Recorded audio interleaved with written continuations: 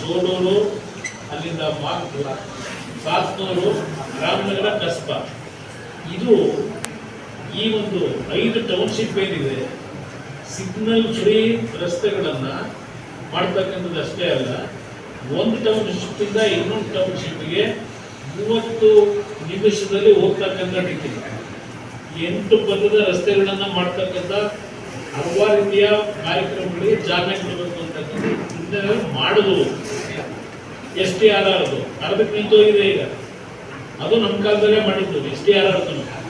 ಇಲ್ಲಿ ಪ್ರಶ್ನೆ ಅದಷ್ಟೇ ಅಲ್ಲ, ನನ್ನ ಮಾತಿನ ಸ್ನೇಹಿತರಿಗೆ ಹೇಳೋದು, ಇವತ್ತು ಯಾವ ಟನಲ್ ರೋಡ್ಗಳು ಅಂತ ಹೇಳ್ತಾರೆ, 10,000 15,000 ಕೋಟಿ ಹೇಳ್ತಾವ್ರೆ, ಒಂದೊಂದು ಟನಲ್ 9,000 ಕೋಟಿ ಟೆಂಡರ್ ಕರೆದಿದ್ದೀವಿ. ಏನು ಹೇಳ್ತಾರೆ, ನಾನು ಒಂದು ಮುಖ್ಯಮಂತ್ರಿ ಇದ್ದಾಗ ಮೀನ್ ಸ್ಕ್ವೇರ್ನಿಂದ ಅಪ್ ಟು ಹೆಬ್ಬಾಳ ಫ್ಲೈಓವರ್ 6 ಪಥದ ಟನಲ್ ರೋಡ್ ಅನ್ನು ಮಾಡ್ತಕ್ಕಂಥದ್ದಕ್ಕೆ ಕೇವಲ 30 ಕೋಟಿ ವೆಚ್ಚದಲ್ಲಿ ಟೆಂಡರ್ ಪ್ರೋಸೆಸ್ ಮಟ್ಟಕ್ಕೆ ತೆಗೆದುಕೊಂಡು ಹೋಗಿದ್ದೆ. ಒಂದು ಕೊರಿಯನ್ ಕಂಪನಿಯವರು ಟೆಕ್ನಾಲಜಿ ತಂದು ಅವರೇ ಟನಲ್ ರಸ್ತೆ ಮಾಡ್ತಕ್ಕಂಥ ಎಲ್ಲ ಒಂದು ಅವರೇ ದುಡ್ಡನ್ನು ಹಾಕಿ, ನಾನು ದುಡ್ಡು ಕೊಡೋದೇನಿರಲಿಲ್ಲ, ಅವರೇ ದುಡ್ಡು ಹಾಕಿ ಮಾಡ್ತಕ್ಕಂಥ ಯೋಜನೆ ಬರೀ 30 ಕೋಟಿಗೆ ಮೀನ್ ಸ್ಕ್ವೇರಿಂದ ಅಪ್ ಟು ಹೆಬ್ಬಾಳ. ನಿಮ್ಗೆ ಎಕ್ಸಾಂಪಲ್ ಹೇಳ್ತೀವಿ, ಇವತ್ತು ನಿಮ್ಮ ಎಲೆಕ್ಟ್ರಾನಿಕ್ ಸಿಟಿ ಅಂತಿಮವಾಗಿ ಅವರು ಹೇಳೋದಿಲ್ಲ, ಕಾನೂನುಗಳು ಮಾಡ್ಕೊಳ್ಳಿಕ್ಕೆ.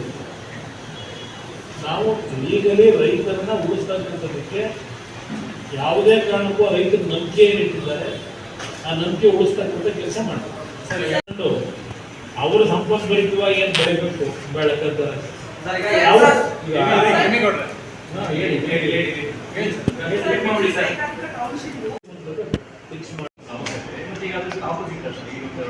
ಅದನ್ನೇ ಕೇಳ್ಬೇಕು. ನೀವು ಅವತ್ತೇ ಭಾಷಣ ಮಾಡಿದಿರಲ್ಲ ಇದರಲ್ಲಿ ವಿಧಾನಸಭೆ ಕಲಾಪದಲ್ಲಿ, ದಾಖಲೆಗಳು ತರಿಸೋದ್ಸಲ ತಿರುವಾಗಿಗಳೇನೋ ಅವ್ರಿಗೆ ಪಾಪ ತಿರುವಾಗಲಿಕ್ಕೆ ಬೇರೆ ಟೈಮ್ ಇರಲ್ಲ.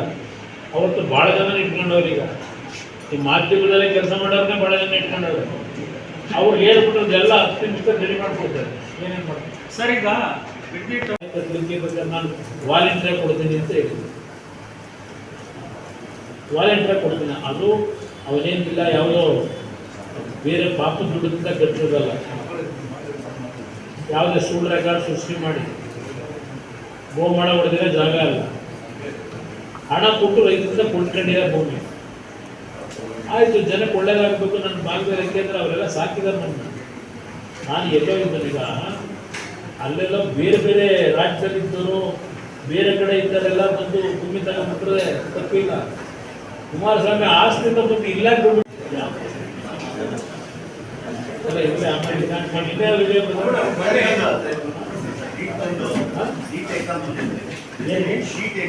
ಬೇಕಾದ್ರೂ ಬ್ಲ್ಯಾಕ್ ಮೇಲ್ ಮಾಡ್ತಾರೆ.